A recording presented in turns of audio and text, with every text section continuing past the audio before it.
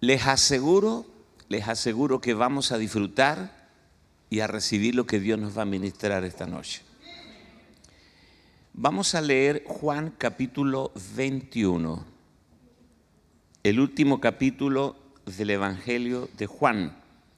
Juan capítulo 21, del verso 1 al 14. Amén. Después de esto, Jesús se manifestó otra vez a sus discípulos junto al mar de Tiberías. En el mar de Tiberías sucedieron muchas cosas.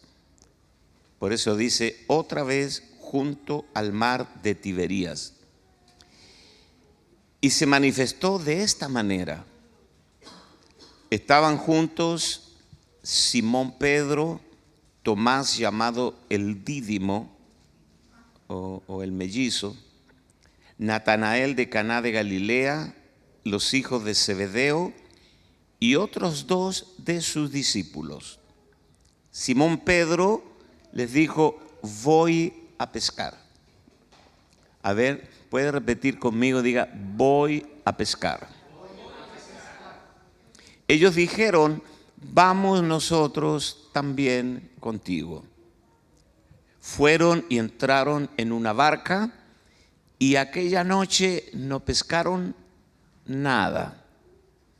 Cuando ya iba amaneciendo, se presentó Jesús en la playa, mas los discípulos no sabían que era Jesús. Y les dijo: hijitos, ¿tenéis algo de comer? Le respondieron: no. Él les dijo: echad la red a la derecha de la barca y hallaréis. Entonces la echaron y ya no la podían sacar por la gran cantidad de peces. Entonces aquel discípulo a quien Jesús amaba dijo a Pedro: es el Señor, es el Señor. Simón Pedro, cuando oyó que era el Señor, Simón Pedro, cuando oyó que era el Señor, se ciñó la ropa porque se había despojado de ella y se echó al mar. Y los otros discípulos vinieron con la barca arrastrando la red de peces, pues no distaba de tierra sino como 200 codos. Al descender a tierra, vieron brasas puestas y un pez encima de ella y pan. Jesús les dijo: traed de los peces que acabáis de pescar. Subió Simón Pedro y sacó la red a tierra llena de grandes peces, 153. Y aun siendo tantos, la red no se rompió. Les dijo Jesús: venid, comed. Y ninguno de los discípulos se atrevía a preguntarle: ¿tú quién eres? Porque recuerden que él ya había resucitado, estaba con cuerpo glorificado. ¿Tú quién eres? Sabiendo que era el Señor. Vino pues Jesús y tomó el pan y les dio, y asimismo del pescado. Esta era la tercera vez que Jesús se manifestaba a sus discípulos después de haber resucitado de los muertos. Amén. A veces cuando uno lee ciertos pasajes, se pregunta por qué la Biblia registra estos pasajes. ¿Cuál es la intencionalidad? Este pasaje trata de Jesús recuperando a alguien que lo negó después de haber visto su gloria por 3 años y medio. Pedro vio la resurrección de Lázaro, subió al monte de la transfiguración. Pedro estuvo allí en la boda de Caná en Galilea. Pedro, esta es la segunda vez que el Señor trata con él en la barca. La primera vez fue en Galilea, cuando le dijo, ¿me puedes prestar tu barca para predicar? Ahora es la segunda vez. Pedro vio cómo el Señor alimentó a las multitudes con 3 panes, 5 panes y 2 peces. Todo eso, fueron 3 años y medio viendo la gloria del Señor por todos lados. Todo lo que él hacía, Pedro estaba allí en el momento cuando él mandó a la tormenta que se detuviera. Pedro estaba allí. Fue un testigo ocular por 3 años y medio de todo lo que Jesús hizo. Entonces ahora él le dijo a los discípulos, yo me voy a pescar. Jesús había sido crucificado. Parece que las cosas no salieron bien como él pensaba. Jesús fue arrestado, crucificado, pero también ellos ya le habían visto resucitado. Dice que esta era la 3ª vez que el Señor se presentó delante de ellos resucitado. Entonces uno pregunta, uno puede saber, escuchen este principio por favor, uno puede saber todo lo que Jesús hizo, pero dudar de lo que hará. Porque el problema de Pedro no era que desconocía lo que Jesús hizo. El problema y la frustración de Pedro es que él no sabía qué planes tenía el Señor con él. Y cuando tú no sabes los planes que Dios tiene para ti, regresas a tus antiguas tareas, a lo que tú sabes hacer mejor. Ese es el tema. Entonces, hay otro texto en el Evangelio de Marcos 16, verso 7. Ustedes deberían estar anotando todo, igual queda arriba, ¿no? En el Facebook. Él se encuentra con las mujeres y le dice, pero id, en Marcos 16, 7, dice, pero id, decid a sus discípulos y a Pedro. Amén. A sus discípulos y a Pedro. La cosa era con Pedro. Todos de alguna manera, frente al llamado, somos Pedro. Así que los principios que el Señor usó para tratar con Pedro son relativos a todos nosotros. Pero id, decid a sus discípulos y a Pedro que él va delante de vosotros a Galilea, allí le veréis como os dijo. En realidad, entre la negación de Pedro aquella noche a la orilla de una fogata, frente a una muchacha que la Biblia ni se molesta en mencionar su nombre, Pedro le negó. Le podía haber negado delante del sumo sacerdote, delante de alguien importante. Lo negó frente a una muchacha que la Biblia no se molesta en mencionar su nombre. Frente a nadie lo negó. Aquella noche y con juramentos. Él dijo, no tengo nada que ver con ese fulano, lo juro, no sé de lo que me estás hablando, nunca lo vi. Wow. Ajá.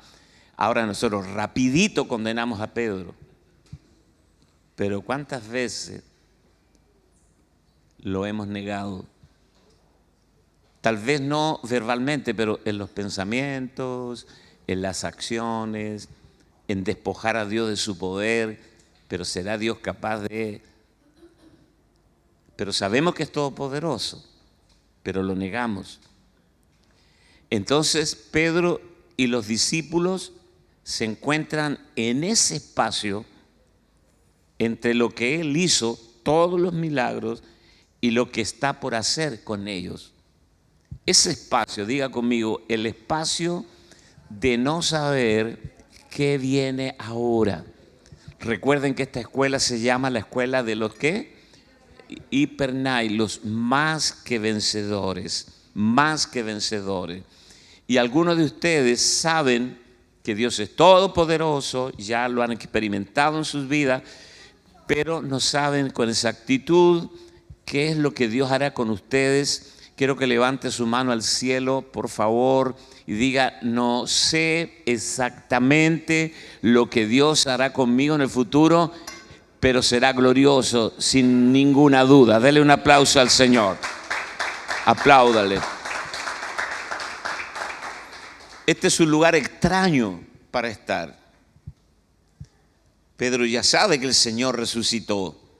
Lo que no sabe es qué hará ahora. El Cristo encarnado es una estación. El Cristo resucitado es otra estación. La primera vez que el Señor le pidió la barca a Pedro, Jesús no había resucitado. Era el Cristo objetivo, el Cristo que no podía ser impartido en ellos. Pero la segunda vez Él ya había resucitado. No había ascendido, pero había resucitado. Está mostrándoles intencionalmente a ellos esta otra dimensión que ellos no sabían. Esa dimensión espiritual. Porque Jesús anduvo 40 días, ¿recuerdan? Después que Él resucitó, estuvo 40 días en resurrección antes de ascender. 40 días. ¿Y qué hizo durante esos 40 días? Estuvo enseñando sobre el reino de Dios a ellos, sobre el reino de Dios. Dice la Escritura que Él apareció a los caminantes de Emaús, que apareció a las mujeres, apareció a los discípulos. Imagínese usted que usted está en su casa solo y le aparece Jesús y le dice: paz a vosotros. Si usted tenía paz antes que se apareciera, después que se aparezca, usted va a quedar en el techo pegado como gato. El Señor tenía paz antes que apareciera. ¿Qué está pasando acá, Señor? Porque el Señor los estaba entrenando para que los estaba entrenando en un Cristo invisible, que lo podías conocer en espíritu. Porque ellos, los discípulos, conocían a Jesús, pero en la carne. Él sin duda tenía un color de piel, ellos conocían los rasgos de Jesús, el timbre de voz, todo. Pero ahora está en otra dimensión, está en la dimensión de la glorificación. Entonces Él los está entrenando para moverse en el mundo espiritual. Por eso cuando María quiso tocarlo fuera de la tumba, Jesús les dijo: no me toques porque aún no he subido al Padre. Amén. Amado, los entrenó para un Cristo que aparecía y desaparecía. Lo único que hizo Jesús durante 40 días era aparecer, desaparecer, aparecer y desaparecer. Y cuando aparecía les enseñaba el reino, el reino, el reino, porque el reino no es comida ni bebida, sino justicia, gozo y paz en el Espíritu. Levante su mano, diga: tengo que divorciarme de mis sentidos naturales, de ver y tocar, para ingresar a la dimensión del Espíritu, que es mucho más real que lo que puedo ver y tocar. Amén. Aplaude el nombre del Señor.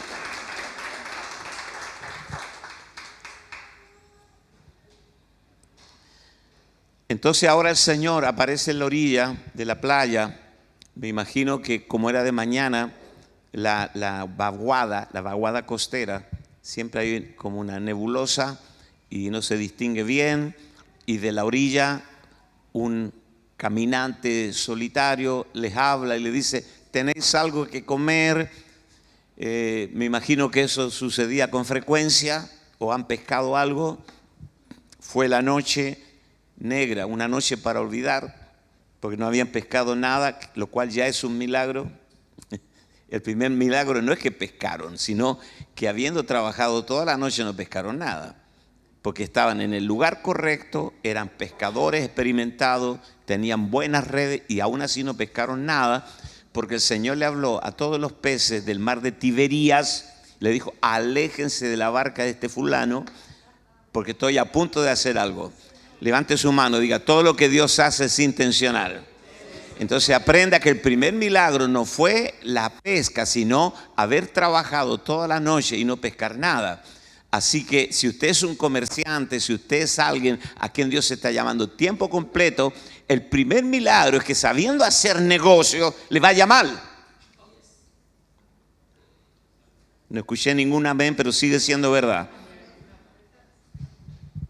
Aló. A mí me fue mal en todo. Yo era un manojo de errores. Nunca fui bueno para nada. Bueno para nada. Hasta que el Señor me agarró, porque Él es un pescador de hombres. Juan capítulo 21, verso 3, dice, Pedro le dijo, voy a pescar. Ellos le dijeron, vamos nosotros también contigo. Fueron y entraron en una barca y aquella noche no pescaron nada.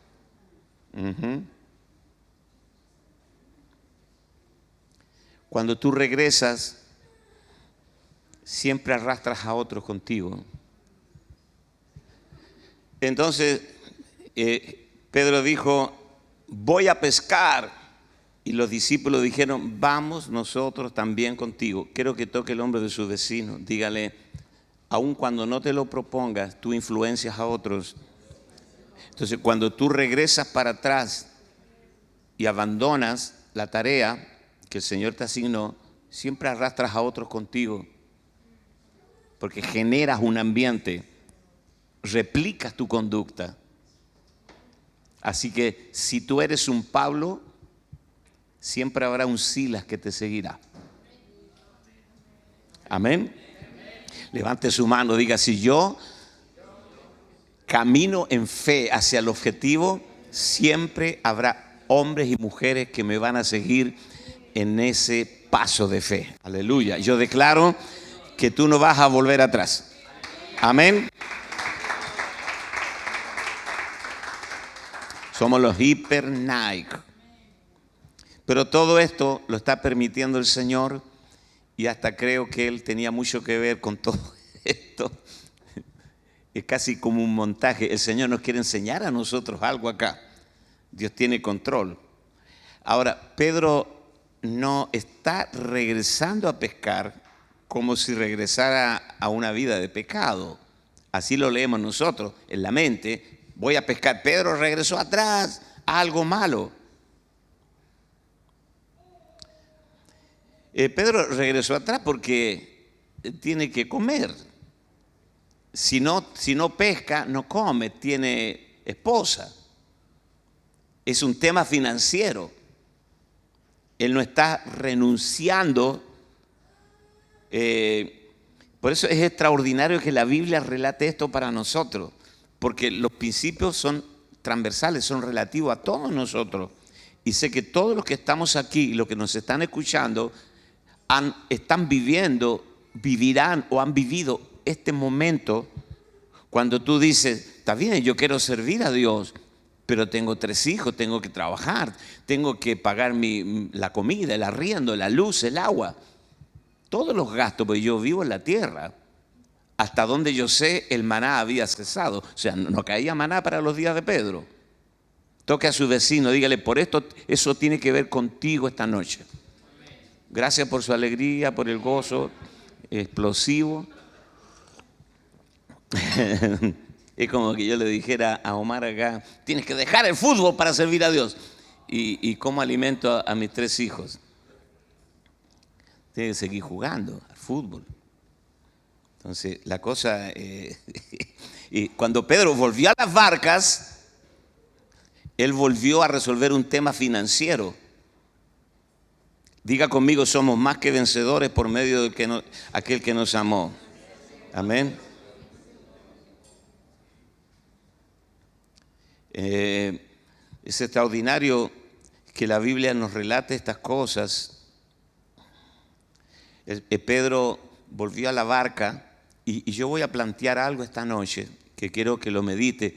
¿Cuántos de los que están acá escucharon alguna vez un mensaje sobre este pasaje? Siempre se dijo que Pedro volvió atrás porque, diríamos en chileno, era penca. ¿O no? el que no salvaba a nadie, que se asustó, que fue un gallina, porque el Jesús había muerto y todo, y ahora él tiene miedo, ¿no? Está volviendo a sus antiguas labores, porque cuando tú no sabes qué hacer, siempre regresas a lo que tú sabes hacer. Cuando tú no sabes qué es lo que Dios trae para ti y cómo moverte en esa dimensión del llamado, entonces regresas a lo que mejor sabes hacer. Es decir, en el caso de Pedro, a pescar.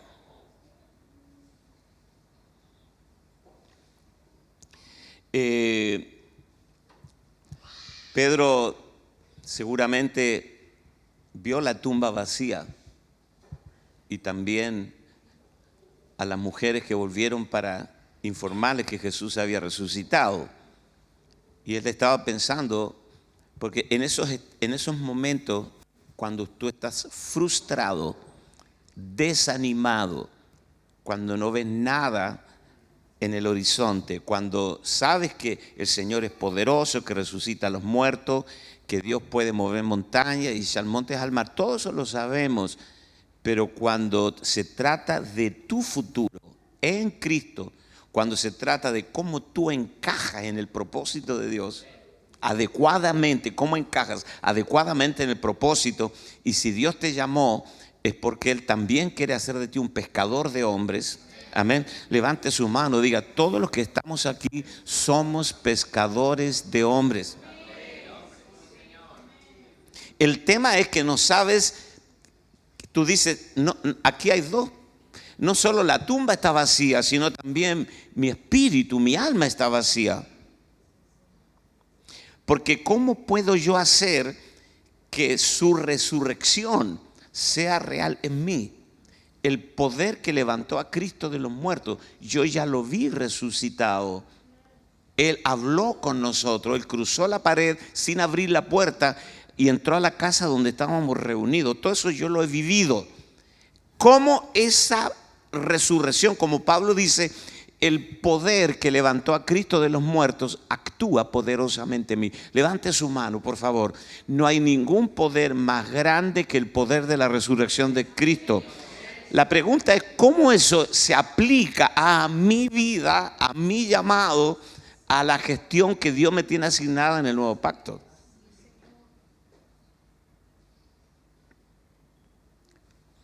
¿Cuántos de ustedes, cuando se le ha mareado el computador o el teléfono, usted lo reinicia? Ojalá tuviera un botón para reiniciar todo, ¿no? Comenzar de cero. Yo a veces quisiera tener ese botón en el espíritu, reiniciar todo, porque hay cosas que no están funcionando. Entonces, yo me pregunto, ¿realmente abandonó la barca Pedro? Porque lo veo con una barca acá. Él no abandonó la barca. Cuando dice que lo dejaron todo y le siguieron, él la dejó como una posibilidad. Si el plan A de Dios fallaba. Porque pregúntese, Pedro, ¿por qué tenías la barca si tú abandonaste todo? Es porque según el concepto de Pedro, lo de Jesús no salió bien. Lo mataron. Yo tengo la barca, el plan B, por si la cosa no funciona. A mí Dios me hundió la barca y me la quemó. Cuando yo me vine de Córdoba y la pastora Ruth, pastora, le amo. Hoy día me acordé mucho de usted, porque usted es una mujer fiel, esforzada, que ha estado en las buenas y en las malas, y el pastor Alfredo igualito, en las buenas, en las malas y en las peores. Me siento respaldado por eso. Pero cuando Dios nos trajo a Chile hace más de 30 años, quemamos las barcas, o sea, Dios nos quemó las barcas. Yo nunca tuve un plan B. Yo era esto es todo o nada. Jugado, gracias Señor. Gracias. Porque tú no me diste opción. Esto es todo o nada. Y yo estoy aquí porque nunca tuve una barca para volver atrás. Toque a su vecino, dígale, mientras tú tengas un plan B, por si el plan de Dios falla, siempre necesitarás una noche negra donde los resultados no te acompañarán.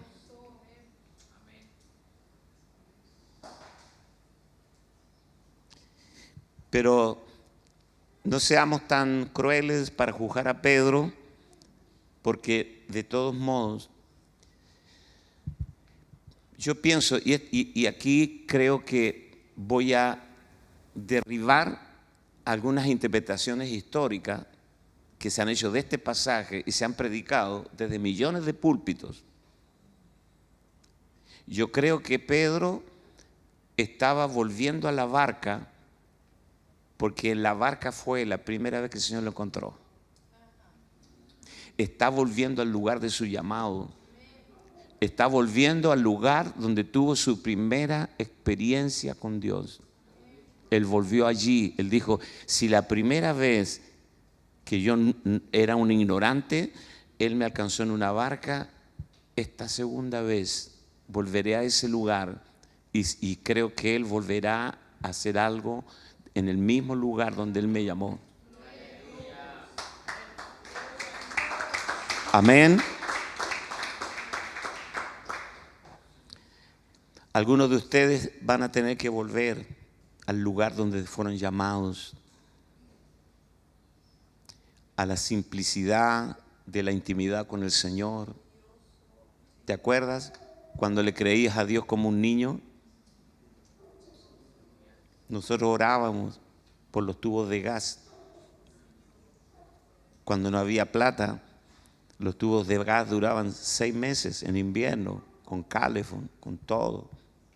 Orábamos por los autos, subíamos a la micro a contarle a la gente de Jesús. Creíamos, no había AFP, no teníamos atención médica, así que dependíamos 100% de los milagros del Señor.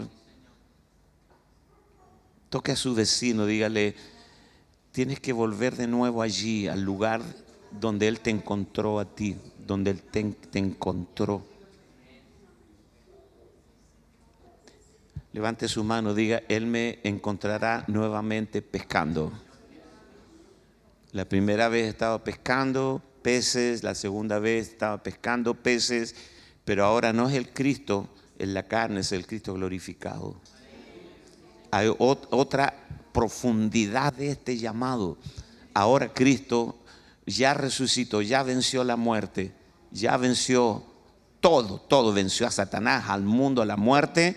Y ahora ese Cristo de la orilla te está llamando la segunda vez. Hay alguien que necesita oír esta palabra de Dios. Aleluya. No te vas a quedar a mitad de camino. Entonces, cuando Pedro dice voy a pescar, lo podemos oír como una renuncia o como una búsqueda desesperada de encontrarse nuevamente con el Maestro. Me mataron al Maestro, me lo crucificaron, pero si regreso acá, Él volverá.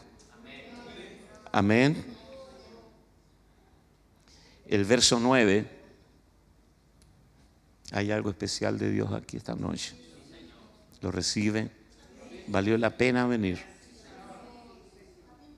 El verso 9 del capítulo 21 de Lucas dice, al descender a tierra, vieron brasas puestas y un pez encima de ella y pan. ¿Cuánto pueden sentir el olor al pescado? A ver.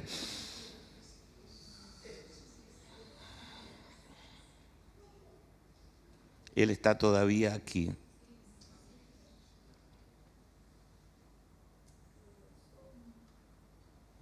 Él está todavía con nosotros.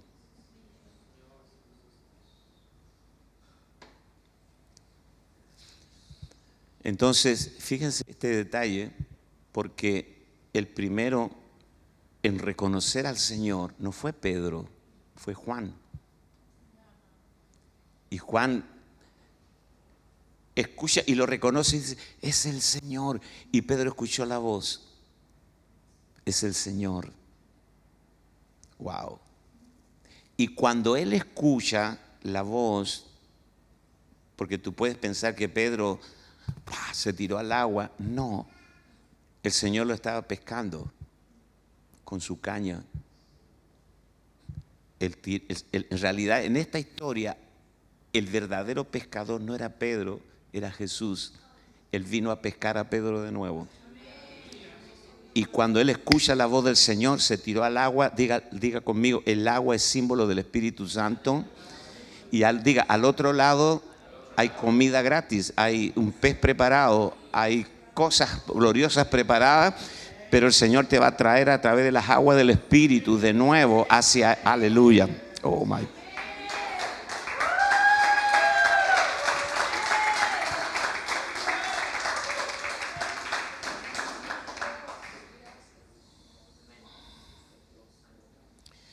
Siempre encontrarás lo que tú estás pescando. Si te levantas en la mañana y te pones a pescar en Facebook, tú encontrarás algo que te amargará todo el día, si lo quieres.